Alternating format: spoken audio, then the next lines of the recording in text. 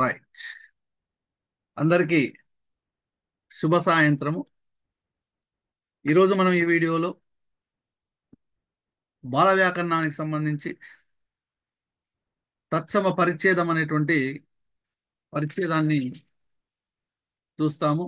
గుర్తుపెట్టుకోండి, సంజ్ఞా పరిచ్ఛేదము అదేవిధంగా సంధి పరిచ్ఛేదం లాగా సులభంగా ఉండదు.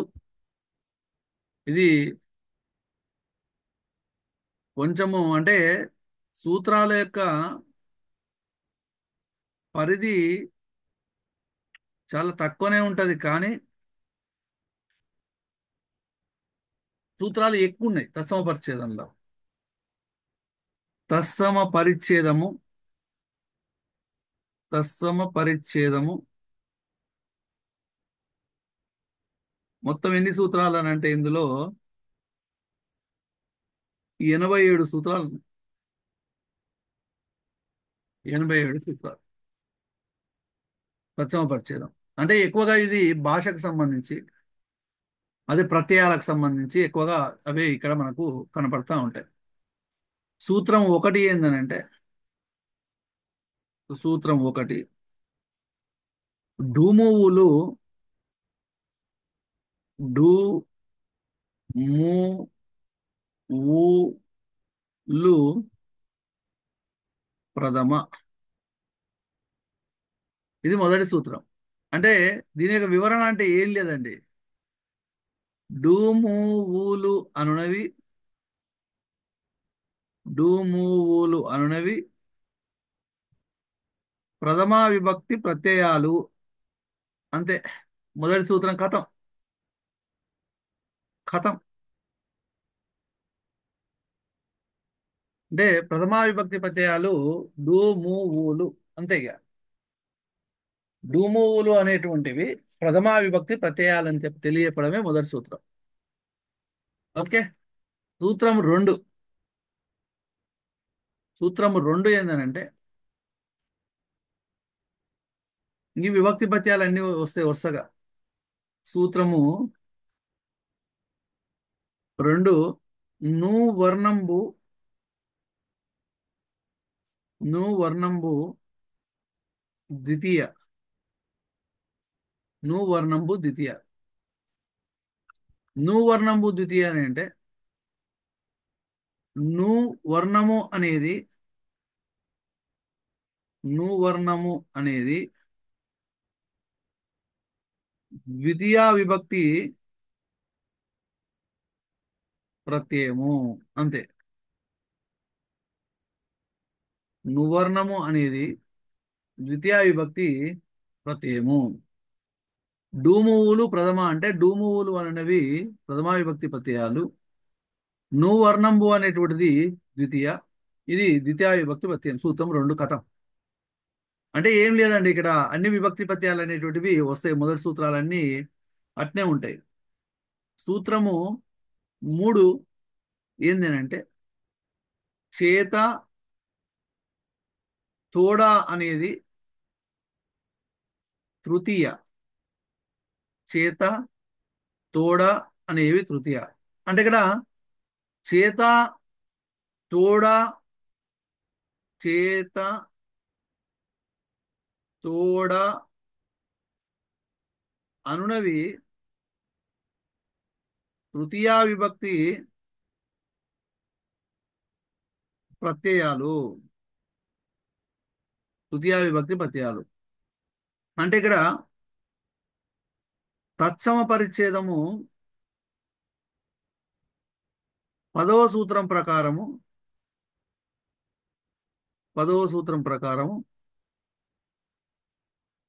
చే అనేది తో అనే అనేవి రూపాలు మాత్రమే.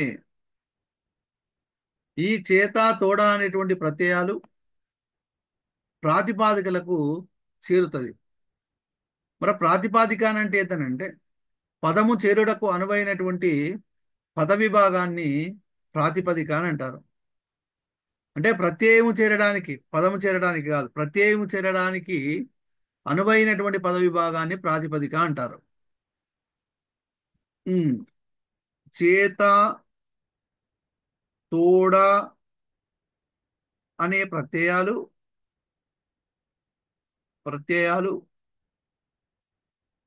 ప్రాతిపదికలకు ప్రాతిపదికలకు చేరును. ఇప్పుడు ఫర్ ఎగ్జాంపుల్, ఉదాహరణ ఉదాహరణ నా తోడ అని అన్నాము. నా తోడ అంటే నా అనేటువంటిది ప్రాతిపదిక, తోడ అనేది ప్రత్యయము. ఈ రెండు కలిపితే ఏమవుతుంది అని అంటే పదము అవుతుంది. ఇప్పుడు ఫర్ ఎగ్జాంపుల్ ఇంకొక ఉదాహరణ చెప్తా చూడండి. ఇది ఒకటి.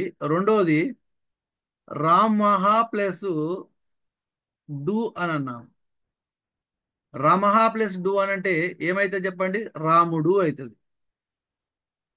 రాముడు అవుతుంది. ఇప్పుడు ఇందులో ప్రాతిపదిక ఏది? రామహ ప్లస్ డూలో ప్రాతిపదిక ఏది చెప్తారా? రామహ ప్లస్ డూలో ప్రాతిపదిక ఏది?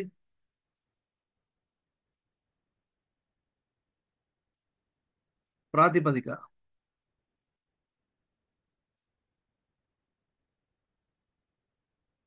రైట్. ప్రాతిపదిక రామహ, ఇది ప్రాతిపదిక. ప్రత్యయం ఏంది? డు. ఈ రెండు కలిసి ఏర్పడేది పదము. అంటే ప్రత్యయము చేరడానికి అనువైనటువంటి పద విభాగాన్ని మాత్రమే ప్రాతిపదిక అంటారు. ఇది చాలా చాలా చాలా చాలా చాలా ఇంపార్టెంట్. మీరు ఇక్కడ రాసుకోండి, ఎందుకైనా మంచిది. ప్రాతిపదిక అనగా ప్రాతిపదిక అనగా ప్రత్యయము చేరడానికి ప్రత్యయము చేరడానికి అనువైన అనువైన పద విభాగము. ప్రాతిపదిక అనగా అనువైన పద విభాగము అనండి, అంతే. ప్రత్యయము చేరడానికి అనువైనటువంటి పద విభాగాన్ని ప్రాతిపదిక అని అంటారు. అంటే చేత, తోడ అనేటువంటివి ప్రత్యయాలు ప్రాతిపదికలకు చేరుతాయి. అంటే ఇప్పుడు డూమువులో అయినా కానీ, నువ్వు అయినా కానీ, నెక్స్ట్ వచ్చేటువంటి ఏ ప్రత్యయాలైనా కానీ ప్రాతిపదికలకు చేరుతాయి. ఇప్పుడు ప్రాతిపదిక అంటే మీకు అర్థమైనట్టేనా పూర్తిగా? అందరికీ అర్థమైనట్టేనా? ప్రాతిపదిక అంటే అందరికీ అర్థమైనట్టేనా? ప్రాతిపదిక అంటే అందరికీ అర్థమైనట్టేనా? Okay, right. అంటే ప్రత్యయము చేరడానికి అనువైనటువంటి పద విభాగాన్ని ప్రాతిపదిక అంటారు. ఇప్పుడు సూత్రము 4. సూత్రము 4 ఏముందనంటే, కొరకు ఖై చతుర్థి. కొరకు ఖై చతుర్థి అంటే కొరకు అనేటువంటి ప్రత్యయము, ఖై అనునవి చతుర్థి విభక్తి చతుర్థి విభక్తి ప్రత్యయాలు. మరి ఇప్పుడు ఖై ఖై అని అంటున్నాము కదా. ఖై అనుదాని రూపాంతరము ఖై అనేటువంటిదే ఏ విధంగా మారిపోయిందంటే రూపము ఖై అని అయిపోయింది. అంటే అసలు యాక్చువల్గా బాల వ్యాకరణంలో ఏమి ఇచ్చిండనంటే ఖై అనేటువంటిది ఇస్తే మనం ఇప్పుడు ఏమని రాస్తున్నాం అని అంటే ఖై అని రాస్తున్నాం. ఓకేనా? అది ఇది సూత్రం 4. నెక్స్ట్ సూత్రం 5 ఏందనంటే,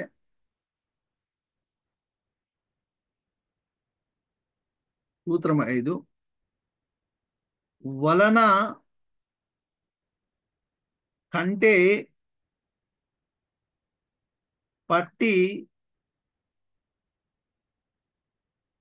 పంచమి. వలన కంటే పట్టి పంచమి. అంటే వలనన్, కంటెన్, పట్టి అనేటువంటిది వస్తుంది కదా. ఇవన్నీ పంచమి విభక్తి ప్రత్యయాలు. వలన, కంటే, పట్టీలు పంచమి విభక్తి ప్రత్యయాలు. సార్ మీకు ఒక డౌట్ రావచ్చు, సార్ వలనను, కంటెన్ ఇవన్నీ వస్తాయి కదా సార్, అంటే అవి ధృతాలు, అంటే అవసరం ఉన్నప్పుడు ఉంటాయి, అవసరం లేనప్పుడు జారిపోతాయి. కాబట్టి ఆ ధృతాలు అనేటువంటివి ఇక్కడ మనము చెప్పుకోలేదు. ధృతాలు అనేటువంటివి చెప్పుకోలేదు. ధృతాలు అనేటువంటివి చెప్పుకోలేదు. అంటే ఇక్కడ ధృతాలు అనేటువంటివి ప్రత్యయాలకు చేరుతాయి వచ్చి. ఓకేనా? రైట్. ఇది సూత్రము 5. నెక్స్ట్ సూత్రం 6 ఏంటనంటే, సూత్రం 6 కు యొక్క లోపల షష్ఠి. కు యొక్క లోపల షష్ఠి అంటే కు అనేటువంటి ప్రత్యయము, యొక్క అనేటువంటి ప్రత్యయము, లోపల అనునవి అనునవి షష్ఠి విభక్తి ప్రత్యయాలు. మరి ఈ లోపల అనేటువంటి దానికి రూపాంతరమే, లోపలకు రూపాంతరము ఏమైతుందనంటే లో అవుతుంది. లోపలకు రూపాంతరము లో. ఇది సూత్రము 6. ఇవి ఏం లేదు, విభక్తి ప్రత్యయాలు అన్నమాట, అంతే. నెక్స్ట్ సూత్రము 7.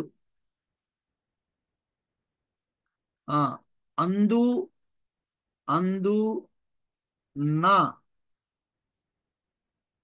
సప్తమి. అందు నా సప్తమి అంటే ఇక్కడ రాస్తున్నాను. అందు కామ నా అనునవి సప్తమి విభక్తి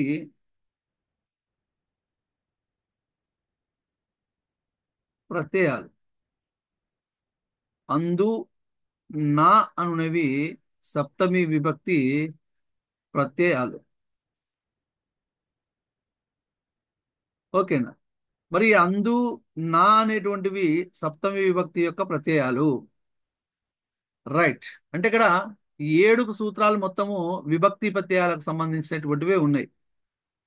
డూమూవులు ప్రథమా విభక్తి, ను ద్వితీయ విభక్తి, చేత తోడ తృతీయ విభక్తి తృతీయ, కొరకు కై చతుర్థి, అందు వలన పట్టి పంచమి, కు యొక్క లోపల షష్ఠి, అందు నా సప్తమి.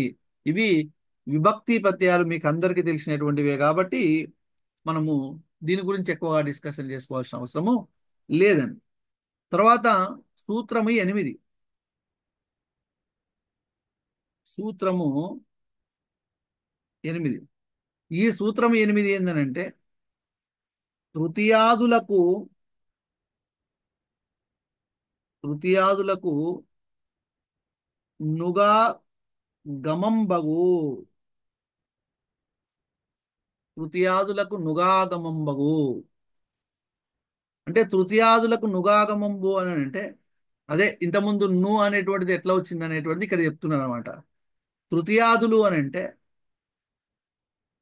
తృతీయాదులు అంటే తృతీయ నుండి సప్తమి వరకు గల విభక్తులు. తృతీయ నుండి సప్తమి వరకు గల విభక్తులు. తృతీయ నుండి సప్తమి వరకు గల విభక్తులు. నువ్వు ఎప్పుడో వచ్చినావు, ఇప్పుడు శుభ సాయంత్రం పెట్టుడు ఏందా? నువ్వు మధ్యలో క్లాస్ జరుగుతుంటే మధ్యలో శుభ సాయంత్రం ఇప్పుడు అవసరమా? నువ్వు ఏదో డౌట్ అనుకొని నేను ఆ మెసేజ్ బాక్స్ ఓపెన్ చేసి చూసిన. ఉమ్? క్లాస్ స్టార్టింగ్ కాకముందుకు ఏమన్నా శుభ సాయంత్రం చెప్తే ఏమన్నా ఆశీస్సులు వస్తాయి. పలానా మాడుగుల శివరాజం అనేటువంటి ఆయన నాకు శుభ సాయంత్రం చెప్పగానే నా మనసు ఎటు పోతుంది అంటే నీ వైపు పోతుంది. నీ వైపు పోయినప్పుడు ఏమవుతుంది? నీ గురించి నేను ఒక క్షణం ఆలోచించినానంటే నాకున్నటువంటి జ్ఞానంలో ఎంతో కొంత నీకు చేరడానికి అవకాశం ఉంటది. అందుకే శుభ సాయంత్రాలు, శుభోదయాలు. అర్థమైందా? క్లాస్ డిస్టర్బ్ చేసి నా మనసు నీ వైపు మరల్చుకోవడానికి ప్రయత్నం చేస్తున్నావా శివరాజా? రైట్. అట్లా ఏకి ఇప్పటి నుంచి. ఓకేనా. రైట్. ఆ, తృతీయాదులు అని అంటే తృతీయ నుండి సప్తమి వరకు గల విభక్తులు. అంటే ఇక్కడ ను ను నుగాగమం అని అంటే ఏం లేదండి. తృతీయాది విభక్తి, తృతీయాది, ఆ, జాగ్రత్త తినాలి. తృతీయాది తృతీయాది విభక్తులకు, విభక్తి ప్రత్యయాలకు, తృతీయాది విభక్తి ప్రత్యయాలకు చివర ను వర్ణము ఆగమంగా వచ్చును. ఇది ఉదాహరణ. ఫస్ట్ తృతీయ. సార్ మరి ఇక్కడ ద్వితీయ నుంచి ఎందుకు తీసుకోలేదంటే ద్వితీయ ఆల్రెడీ నువ్వు ఉంది కదా. ఆ, నువ్వు ఉంది కదా, నువ్వు వర్ణమే కదా. కాబట్టి అందుకే తృతీయ నుంచి తీసుకుండు. ఉదాహరణ: రాముని చేతను. అంటే ఇక్కడ ను అనేది వచ్చింది. రాముని తోడను. ఇక్కడ ను అనేది వచ్చింది. రాముని కొరకును. ను అనేది వచ్చింది. రాముని వలనను. రాముని వలనను. రాముని కంటెను.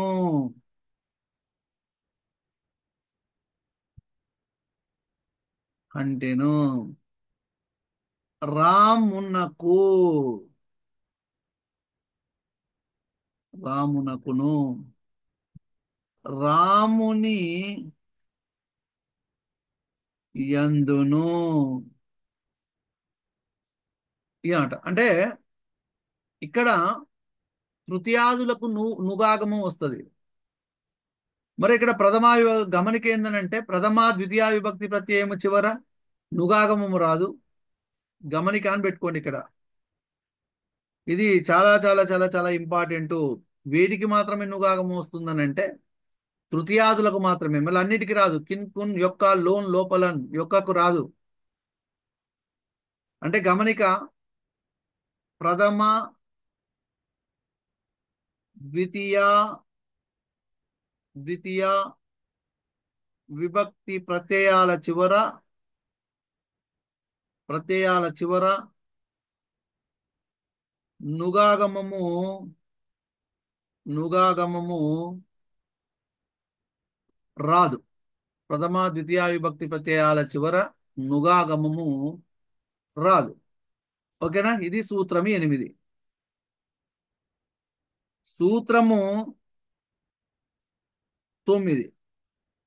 సూత్రము 9 అని అంటే కై అనేటువంటి దాంట్లో పట్టి అనేటువంటి దానికి యొక్కలకు నుగాగమంబు లేదు. నుగాగమంబు లేదు. అంటే తృతీయ నుంచి సప్తమి వరకు నుగాగమం ఉంటుందని అన్నారు కానీ మరి అందులో కొరకు కై అన్నప్పుడు కైకి లేదు. వలనన్ కంటెన్ పట్టికి లేదు. కున్ యొక్క లోపల ఉంది కానీ యొక్కకు లేదు. అర్థమవుతుందా చెప్పేటువంటిది ఇక్కడ. అంటే తృతీయ నుండి విభక్తి ప్రత్యయ సప్తమి వరకు ఉన్నటువంటి విభక్తి ప్రత్యయాలలో కొన్నిటికి మాత్రమే నుగాగమం ఉంది కానీ వేటికి నుగాగమం లేదని అడగడానికి అవకాశం ఉంది.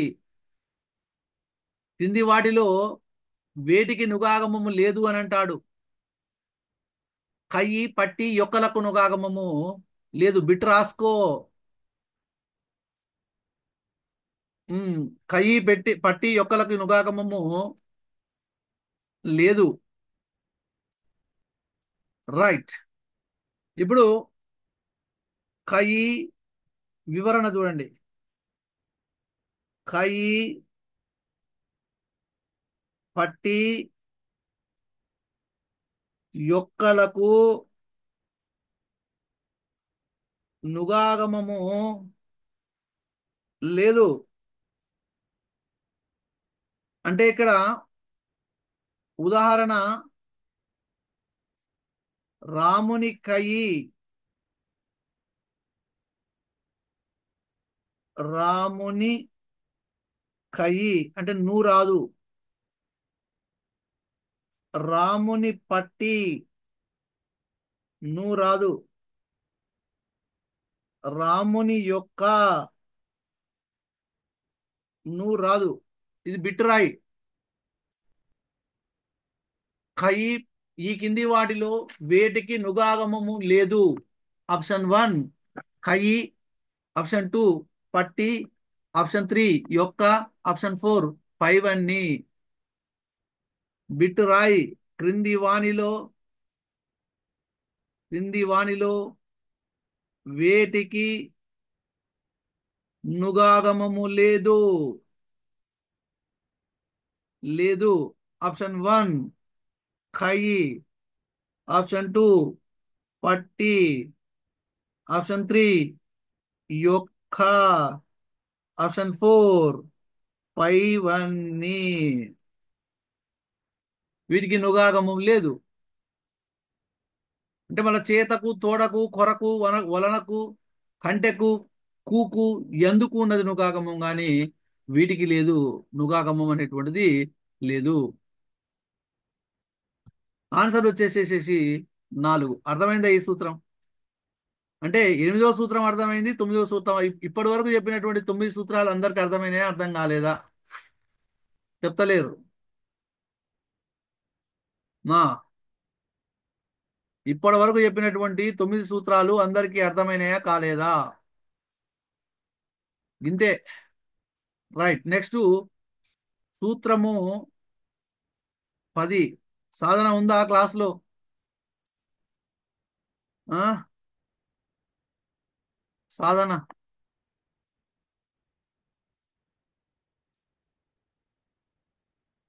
Yes, good, very good. సూత్రము 10. ఆ, ఈ సూత్రము 10లో చేత, తోడ, లోపల, చేత, తోడ, లోపల వర్ణకంబుల, వర్ణకంబుల ప్రథమాక్షరంబులు, ప్రథమాక్షరంబులు వైకల్పికముగా, వైకల్పికముగా శేషించు. శేషించు అని అంటే మిగులును అని అర్థం.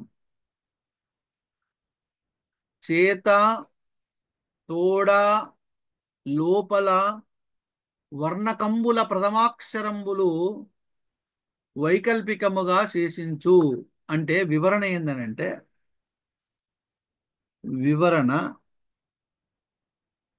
చేత, తోడ, లోపల అను ప్రత్యయముల, ప్రత్యయముల మొదటి అక్షరములు, మొదటి అక్షరములు వైకల్పికముగా మిగులును.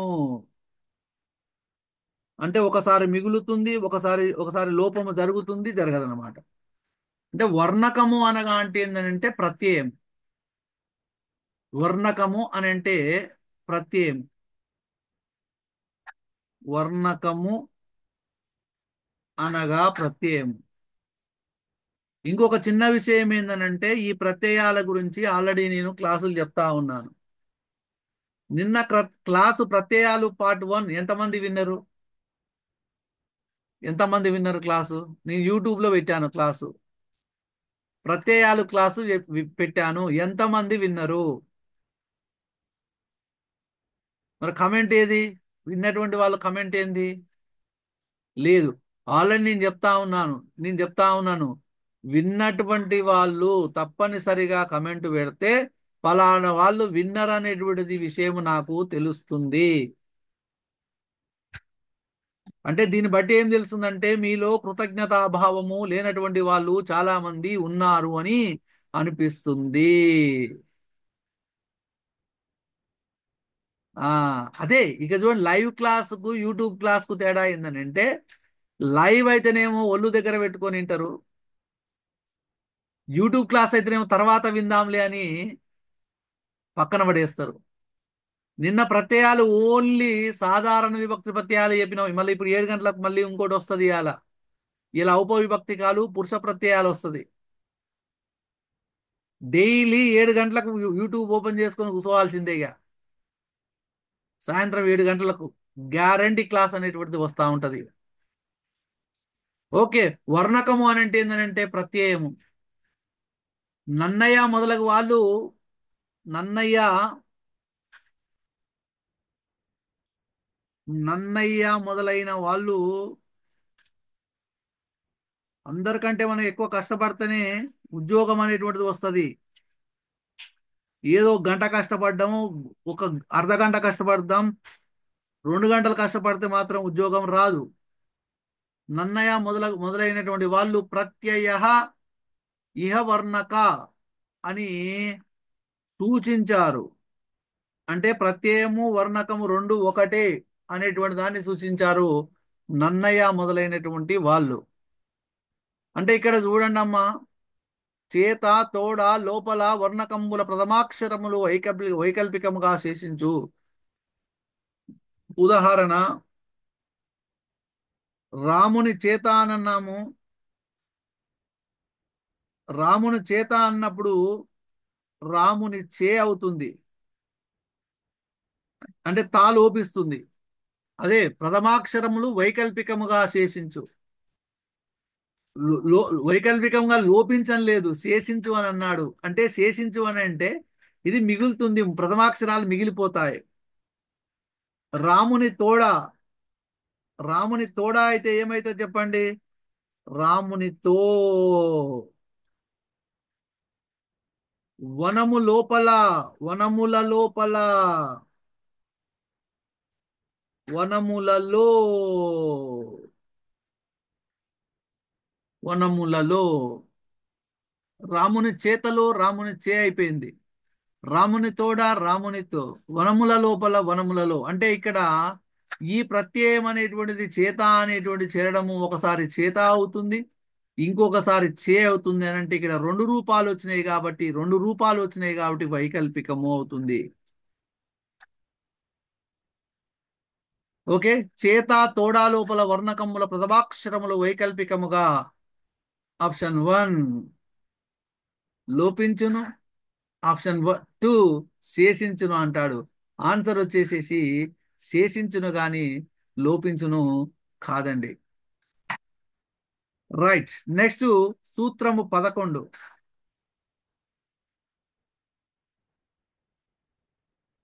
సూత్రము 11 ఏందనంటే, డూ మూవు, డూ మూవు నా లేక వచనంబులు.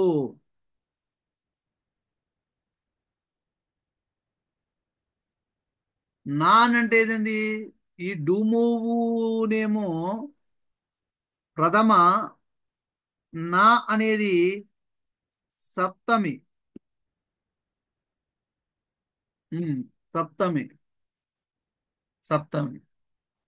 అంటే డూ మూవు నాలు ఏకవచనములు. ఏకవచనము అంటే అర్థమైంది. ఏకవచనము అంటే ఒక సంఖ్యను తెలిపేది, ఒక సంఖ్యను మాత్రమే తెలుపుతుంది. ఒక సంఖ్యను తెలిపేది అంటే విభక్తి ప్రత్యయాలలో, విభక్తి ప్రత్యయాలలో డు ము వు నా అనేవి, అనేవి ఏకవచనాలు. ఈ ప్రత్యయాల చివర, ఈ ప్రత్యయాల చివరగా గల పదాలను, పదాలను ఏకవచన పదాలు అంటారు. పదాలు అంటారు. అంటే ఈ ప్రత్యయాలు చివరగా గల పదాలను ఏకవచన పదాలు అంటారు. అంటే విభక్తి ప్రత్యయములలో డు, ము, వు, నా అనేవి ఏకవచన ప్రత్యయాలు. ఈ ప్రత్యయాలు చివరగా గల పదాలను ఏకవచన పదాలు అంటారు. ఉదాహరణ: రాముడు. రాముడు ఏకవచనం. సోముడు ఏకవచనం. వనము ఏకవచనం. ధనము ఏకవచనం. ధేనువు ఏకవచనం. భానువు ఏకవచనం. దేశాన ఏకవచనం. వనాన ఏకవచనం. ప్రాంతాన ఏకవచనం. అంటే డు, ము, వు, నా అనేవి ఏకవచన ప్రత్యయాలు. అంటే మనకు ప్రథమ నుంచి సప్తమి వరకు ఉన్నటువంటి విభక్తి ప్రత్యయాలలో డు, ము, వు, నా అనేటువంటివి ఏకవచన ప్రత్యయములు. అంటే ఇక్కడ నవర్ణకము అనేది ప్రత్యేక స్థలములకు మాత్రమే ఉదహరించును. ఇక్కడ రాసుకోండి, గమనిక. ప్రత్యేక స్థలములకు మాత్రమే నా అనేటువంటిది వస్తుంది, అంతే. నా వర్ణకము అనేది నా వర్ణకము అనేది ప్రత్యేక స్థలములకు మాత్రమే ఉదహరించును. ప్రత్యేక స్థలములు ప్రాంతాన, దేశాన, వనాన ఒక ప్రాంతాన్ని మాత్రమే తెలియజెప్పేటువంటిది ఏంటి అని అంటే ఇవి నా వర్ణకం. అంటే ఇక్కడ డు, ము, వు, నా అనేటువంటివి ఏకవచనాలు, ఏకవచన ప్రత్యయాలు. తర్వాత సూత్రము 12. సూత్రము 12 సూత్రము 12 ఏం చెప్తుంది అని అంటే లువర్ణంబు బహువచనంబు. లువర్ణంబు బహువచనంబు. లువర్ణంబు బహువచనంబు. ఓకే, మరి ఇక్కడ లువర్ణంబు బహువచనంబు అని అంటున్నారు కదా. ఇది సూత్రంలో ఏమొస్తుందని అంటే లు వర్ణము అనేది బహువచనము, బహువచన ప్రత్యయము. బహువచనము అంటే ఏం లేదు, బహుత్వ సంఖ్యను బోధించేటువంటి ప్రత్యయము బహువచనం. ఒక్కటి కంటే ఎక్కువ పదార్థములు లోపించు ప్రత్యయము బహువచనమని. ఒకటి కంటే ఎక్కువ పదార్థములు చెప్పేటువంటి దాన్ని బహువచనం అంటారని తెలుసు మీకు. ఉదాహరణ: రాములు బహువచనం.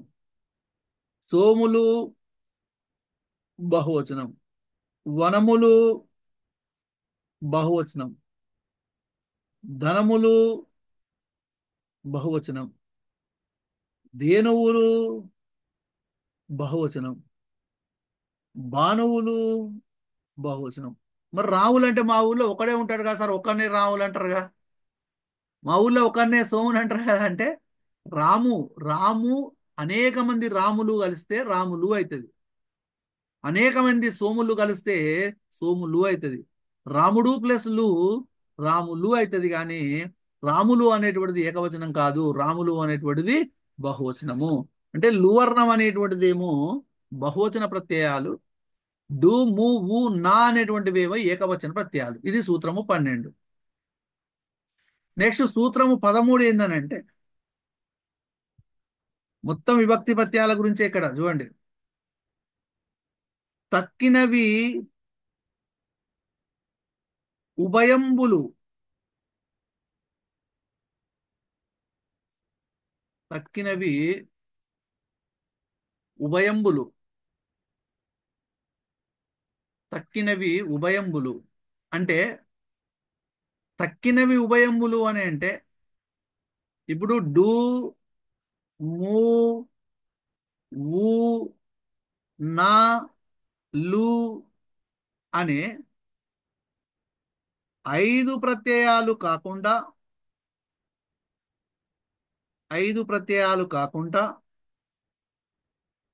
మిగిలినవి మిగిలినవి ఉభయంబులు. ఉభయంబులు అని అంటే ఇట్లా రాసుకోండి. ఉభయంబులు అని అంటే ఉభయంబులు అని అంటే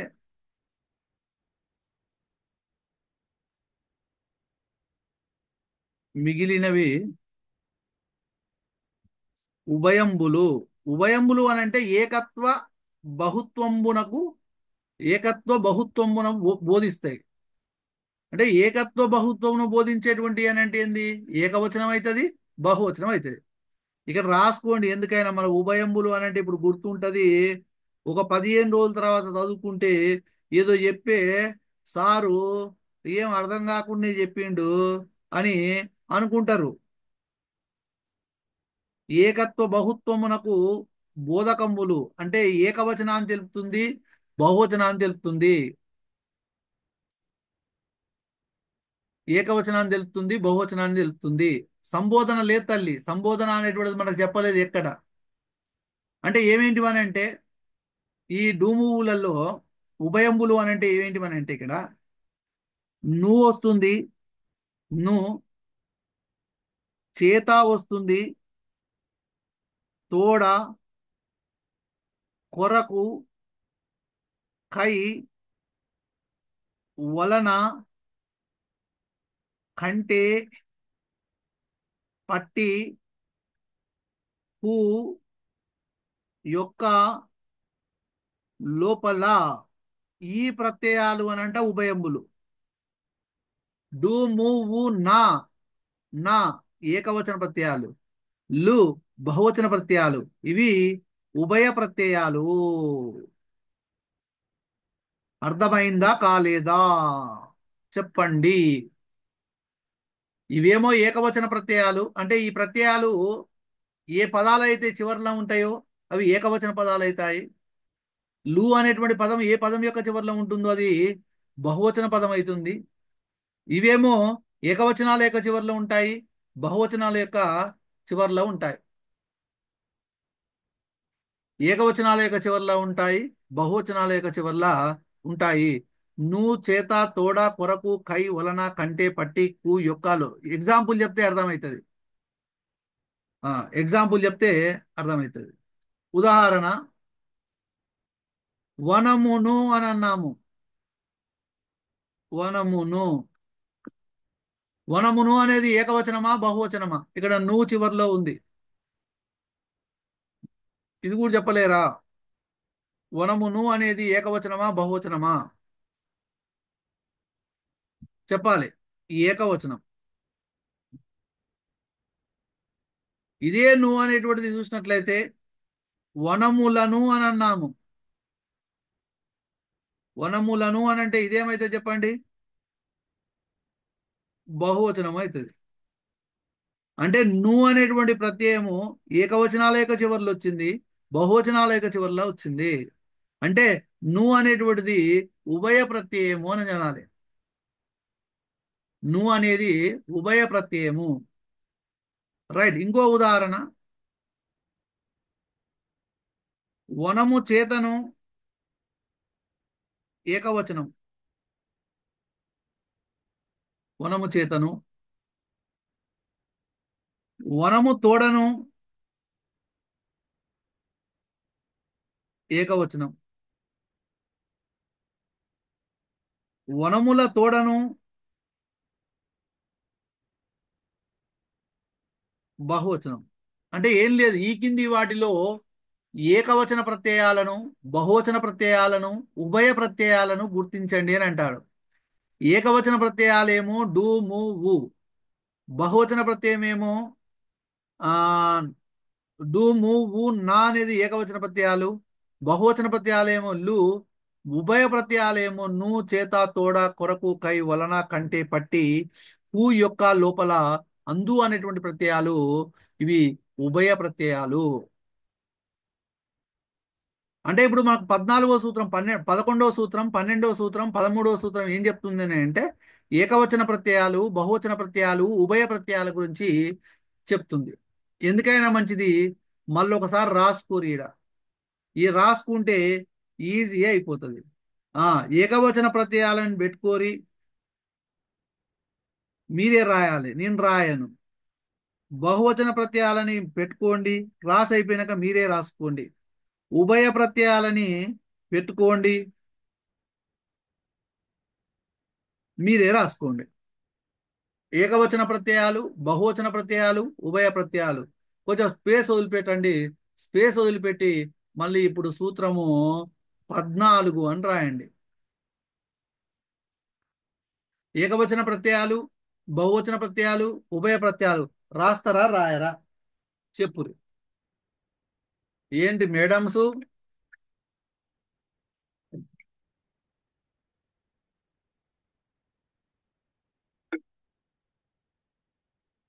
ఏమైంది? ఇద్దరు ముగ్గురే రాస్తారా? రైట్, రాయాలి. Very good. ఇది సూత్రము 14కి వెళ్దాము ఇప్పుడు. సూత్రము 14లో ఓ ఓ ఆ ఓ 14 రాయి, అది పక్కన పెట్టు. ఓ యా మంత్రనంబు నందగు. ఓ యా మంత్రనంబు నందగు అనేటువంటిది సూత్రం 14. మరి ఇక్కడ ఏం లేదమ్మా, ఇది సూత్రం 14 అని అంటే ఓ యామంత్రణంబు అందగు అని అంటే ఆ మంత్రణము అని అంటే ఏం లేదండి, సంబోధనం అని అర్థం. అంటే ఇక్కడ మీరు చెప్పినట్టుగా ఇంతకుముందు ఓ అనే శబ్దము వివరణ, సూత్రం యొక్క వివరణ సంబోధనమున సంబోధనమున ఉపయోగించును. ఓ అనే శబ్దము సంబోధనమున ఉపయోగించును. ఆమంత్రణము అని అంటే ఏంటనంటే ఆమంత్రణము అని అంటే సంబోధనము అని అర్థం. ఆమంత్రణము అంటే సంబోధనము. అంటే ఆమంత్రణం అంటే ఏం లేదు, ఏ వ్యక్తిని సంబోధిస్తామో పిలుస్తామో ఆ వ్యక్తిని తెలిపే శబ్దము. అంటే అంటే ఏ వ్యక్తిని సంబోధిస్తామో ఆ వ్యక్తిని తెలిపే శబ్దం.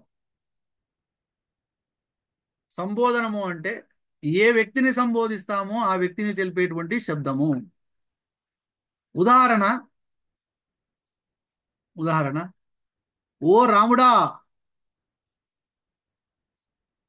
ఓ రాముడా అంటే రాముని సంబోధిస్తున్నాం.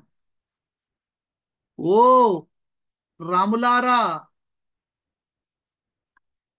అంటే రాముడా రాములారా అనే పదాలను ఓ శబ్దము విడిచి కూడా పలకవచ్చును. అంటే రాముడా రాములారా అని పలకొచ్చు. అంటే ఇక్కడ ఆమంత్రణ వ్యవహారం అనేది సంస్కృత విలక్షణం. అంటే సంస్కృతంలో ఆ విధంగా వస్తుంది. అది ఊర్లల్లా మల్లయ్య పోతుంటాడు, ఊర్లల్లా అట్లా అట్లా రోడ్ మీద నడుచుకుంటూ పోతుంటాడు. ఏమని పిలుస్తారు మల్లయ్యని చెప్పండి? మల్లయ్య ఊర్లల్లా నడుచుకుంటూ పోతుంటాడు, రోడ్డు మీద నడుచుకుంటూ పోతుంటే ఆయన పిలవాలి మనం. ఊర్లల్లా పిలిచేటోడు ఏమంటారు చెప్పురి? రోడ్డు మీద నడుచుకుంటూ పోతుంటాడు మల్లయ్య. ఇది సతీష్ చెప్పింది కరెక్ట్. ఓరి మలిగా, ఓ మలిగా అంటారు ఊర్లల్లా. ఇంకా జర పెద్దోడైతే వరుసలు పెట్టి పిలుస్తారు, ఓ మల్లయ్య మామ, ఓ మల్లయ్య బావ, ఓ మల్లయ్య కక్క. కక్కయ్య అంటారు. కక్కయ్య అంటే ఏంటో తెలుసా? బాబాయ్. బాబాయ్ని ఊర్లలో కక్కయ్య అంటారు. అంటే ఓ అనేటువంటిది ఒక సంబోధనం. అసలు తెలుగులో లేదు ఈ ఓ అనేటువంటి ఒక సంబోధన లేదు. ఇది సంస్కృత విలక్షణము. సంస్కృతం నుంచి ఓ అనేటువంటి పదం తెలుగులోకి వచ్చింది. అట్లా సంబోధన ప్రథమా విభక్తి అనేటువంటిది ఆ సంబోధనా ప్రథమా విభక్తి అనేటువంటిది మనకు విభక్తి పత్యాల్లో చెప్తారు. అంటే ఇక్కడ రాముడా, రాముడా, రాములారా అనే పదాలను ఓ శబ్దము ఉమ్, విడిచి కూడా ఓ శబ్దము విడిచి కూడా పలకవచ్చును. ఓ శబ్దము విడిచి కూడా పలకవచ్చును. ఆ ఆమంత్రణ వ్యవహారం అనేది ఆమంత్రణ వ్యవహారం అనేది సంస్కృత విలక్షణము.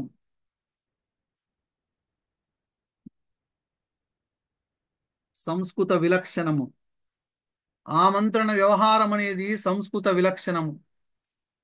అంటే సంస్కృతములో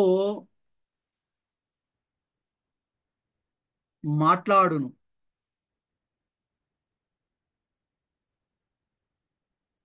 ఆమంత్రణ వ్యవహారం అనేది సంస్కృత విలక్షణం. అంటే ఇది సంస్కృతంలో మాత్రమే కనపడుతుంది. ఓకేనా? ఇది సూత్రము 14. సూత్రము 15 ఏందో చూద్దాం ఒకసారి.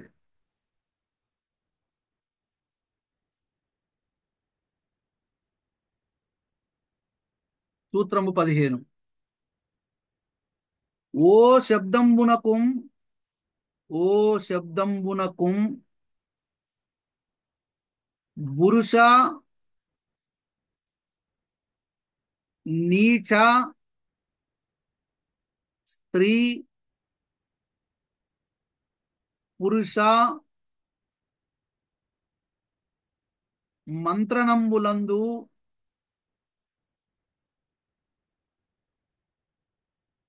ఈ సి రి వర్ణంబులు విభాష నంత గమంబులగు. ఓ శబ్దంబునకుం పురుష నీచ స్త్రీ పురుష మంత్రణంబులందు ఈ సి రి వర్ణంబులు విభాషనంత గమంబులగు. అంటే ఇక్కడ అర్థం ఏందనంటే ఓ అనే శబ్దమునకు చివర ఓ అనే శబ్దమునకు చివర ఈ వర్ణము చేరి ఈ వర్ణము చేరి పురుష సంబోధనమున పురుష సంబోధనమున ఆ, నీచ స్త్రీ సంబోధనమున నీచ స్త్రీ సంబోధనమున సి వచ్చును. సి సి వర్ణమును. అంటే ఇక్కడ జాగ్రత్తగా మళ్ళీ ఒకసారి చూడండి. ఆ, పురుష ఈ వర్ణము చేరి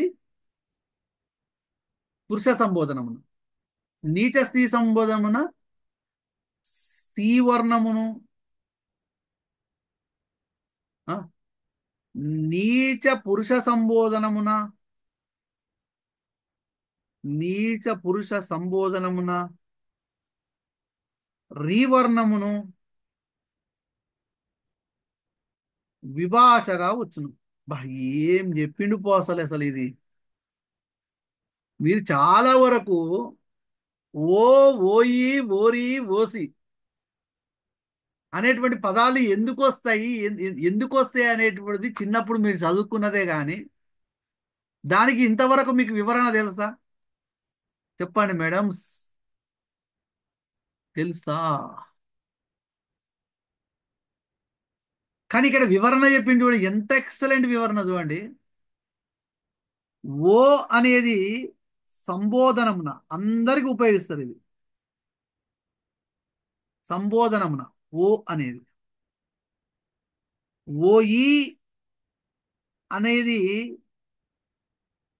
పురుష సంబోధనమున. పురుష సంబోధనమున. ఓసి. ఓసి అనేది నీచ స్త్రీ సంబోధనమున. ఓరి నీచ పురుష సంబోధనమున.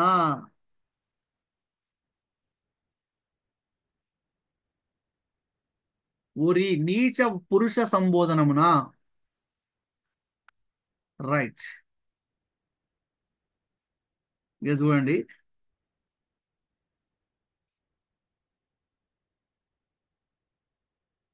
ఇది అంటే మరి నీచ స్త్రీ పురుషులు అంటే ఎవరు? నీచ స్త్రీ పురుషులు అని అంటే ఏంది?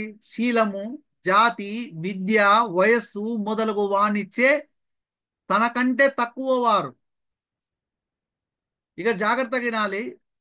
ఓ అనేటువంటిది అందరికి ఉపయోగిస్తారు, పురుషులకు, నీచ పురుషులకు, నీచ స్త్రీలకు, ఆల్. ఓయి అనేది కేవలము పురుష సంబోధనమున మాత్రమే. ఓసి అనేది నీచ స్త్రీ సంబోధనమున. ఓరి అనేది నీచ పురుష సంబోధనమున. అర్థమైందా? క్లారిటీ వచ్చిందా అండి ఇప్పుడు? ఈ ఈ నాలుగిటిని ఎందుకు ఉపయోగిస్తాం అనేటువంటి క్లారిటీ వచ్చిందా రాలేదా? ఓ ఓ అనేది సంబోధనమున. వచ్చిందా రాలేదా? రైట్. అంటే ఓ, ఓయి, ఓరి, ఓసి అని చదువుకున్నాం కానీ దేనికి ఉపయోగిస్తాం తెలియదు దీనికి. రైట్. ఇప్పుడు జాగ్రత్తగా కాన్సన్ట్రేషన్ చేయాలి.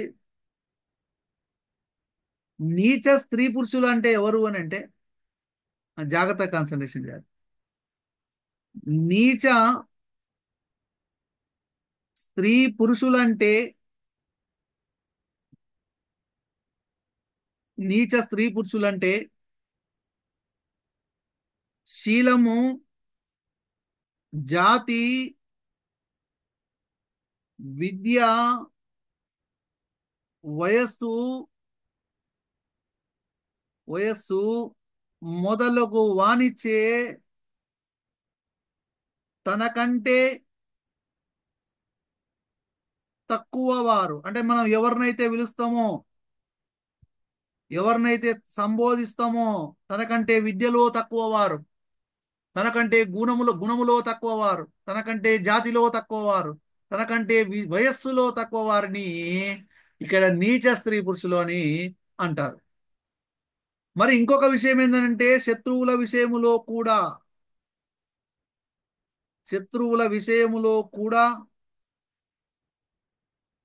ఓరి, ఓసి అనే పదములను ప్రయోగించవచ్చు.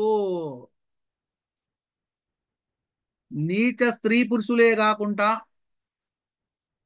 శత్రువుల విషయంలో కూడా ఈ ఓసి, ఓరి అనేటువంటిది ఉపయోగించవచ్చు.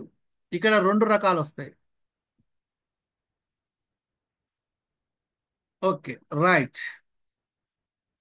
ఉదాహరణ: ఓయి రాముడా. ఇది పురుష సంబోధన. ఓ రాముడా. ఆ, ఓసి దృష్టులారా.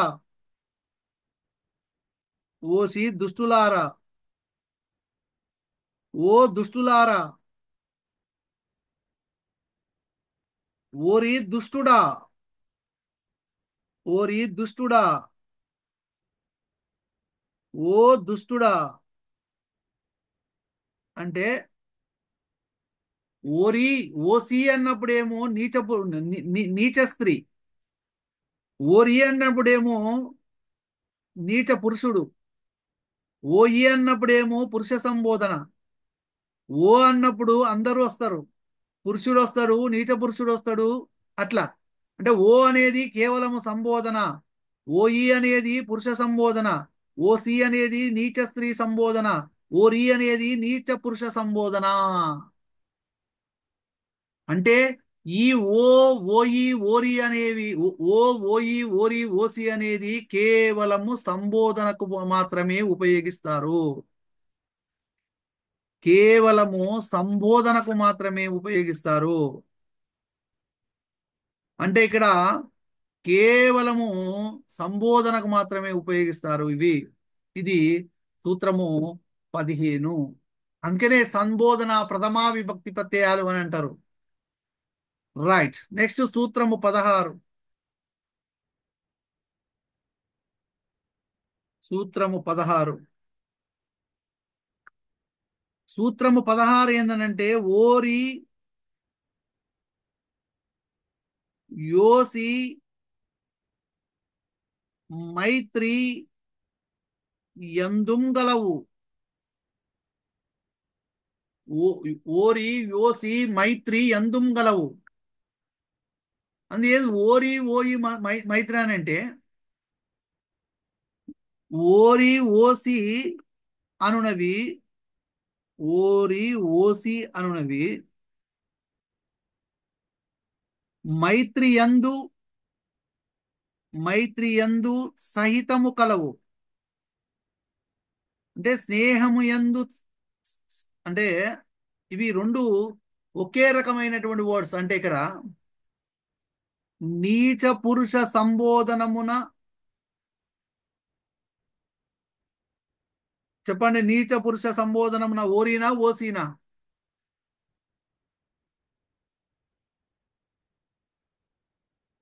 చెప్పాలి. నీచ పురుష సంబోధనమున ఓరినా ఓసీనా? ఓరి. నీచ స్త్రీ సంబోధనమున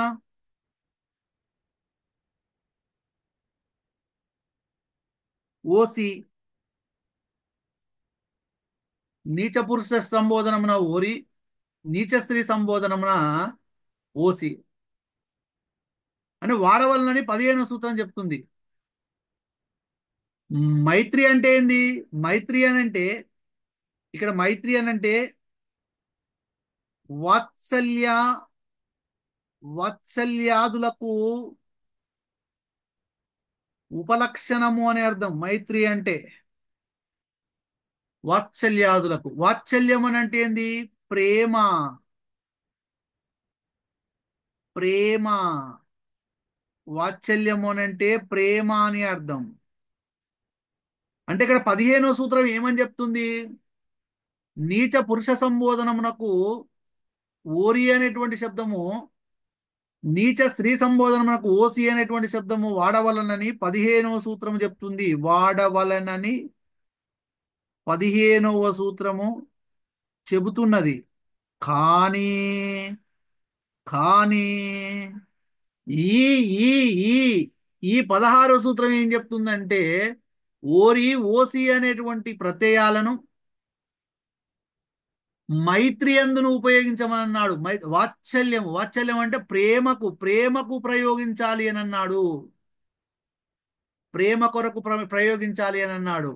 అంటే 15వ సూత్రాన్ని సవరిస్తూ 16వ సూత్రాన్ని చెప్పిండు. మళ్ళీ చూడండి ఎంత ఎక్సలెంట్ సూత్రం అసలు. చూడండి, ఓరి చిన్ని కృష్ణ.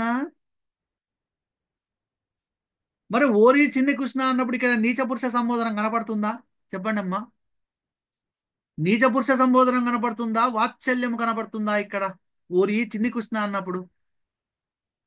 చెప్పాలి. ఓరి చిన్ని కృష్ణ అన్నప్పుడు వాత్సల్యం కనపడుతుందా? వాత్సల్యం కనపడుతుందా? వాత్సల్యం కనపడుతుందా? నీచ పురుష స్త్రీ సంబోధన కనపడుతుందా? వాత్సల్యం కనపడుతుంది.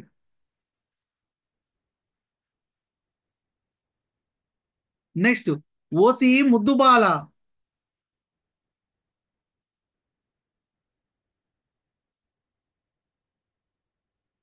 ఓసి ముద్దుబాల. ఇక్కడ కూడా ఏం కనపడుతుంది? వాత్సల్యమే కనపడుతుంది. వాత్సల్యం అంటే మైత్రి ఎందు గలవనంటే వాత్సల్యమునందు ఈ పదాలను ఉపయోగిస్తున్నారు. అంటే ఓరి ఓసి అనేటువంటి శబ్దములను వాత్సల్యంలో కూడా ప్రయోగించవచ్చు అనేటువంటిది ఇక్కడ మనము తెలియజెప్తున్నాము. ఓరి ఓసి అనే శబ్దాలు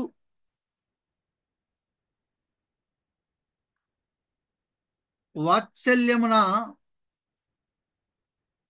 ప్రయోగించబడ్డాయి. ఎటువంటి ఎంత ఎక్సలెంట్ చెప్పిన అసలు బాల వ్యాకరణము ఒక సూత్రానికి అసలు ఎంత తేడాను చూపెట్టుకుంటూ ఎంత వివరణ చూడండి. ఇవన్నీ మీరు పుస్తకాలు చదువుకున్నారనుకోండి ఏం అర్థం కావు. పుస్తకాలలో ఏం ఉండదు. మైత్రి అంటే స్నేహము అని అనుకుంటారు. నేను అందుకనే ఫస్ట్ మైత్రి అంటే స్నేహం అని చెప్పేసి లాస్ట్ నేను తీసుకొచ్చిన చూడండి ఇది. అంటే మీరు అట్నే అనుకోవాలి. అంటే ఓరి ఓసి అనేటువంటిది మనకి ఏం 15వ సూత్రం 15వ సూత్రం అయిపోయేంత వరకు 16వ సూత్రము స్టార్ట్ కావడానికంటే ముందు కూడా ఓరి అనేదేమో నీచ పురుష సంబోధన, ఓసి అనేటువంటిది నీచ స్త్రీ సంబోధన అనేటువంటిది మాత్రమే తెలుసు. కానీ 16వ సూత్రంలో చూడండి ఆ జీవోని మొత్తం మార్చేసిండు. ఒక జీవో ఇస్తున్నాడు, ఒక సర్కులర్ ఇస్తున్నాడు, ఒక ఆర్డర్ ఇస్తున్నాడు, దాన్ని ఇంకో సూత్రంలో మార్చేస్తా ఉన్నాడు. అదేనమాట ఒక సూత్రానికి ఒక జీవోకు ఇంకొక జీవోకు ఉన్నటువంటి తేడా. అంతే కదా. ఒక జీవో ఇస్తారు, దాన్ని మార్పు చేసి ఇంకో జీవో వస్తుంది తర్వాత. ఇది కూడా సూత్రాల యొక్క లో కూడా అదే తేడా అనేటువంటిది మనకు కనపడుతున్నది. ఓకే. ఇది 16 సూత్రాలు. అప్పుడే నాకు గొంతు పోయింది. నెక్స్ట్ 17 సూత్రం నుంచి రేపటి క్లాస్లో తెలుసుకుందాం. ఎక్సలెంట్ ఉంటాయి ఇక రేపటి నుంచి కూడా. మహత్తులని, మహద్వాచకమని, ఇవి మొత్తం బేసిక్స్ అండి. బేసిక్స్ మీద మంచి పట్టు అనేటువంటిది వస్తుంది బాల వ్యాకరణం మొత్తం వింటే.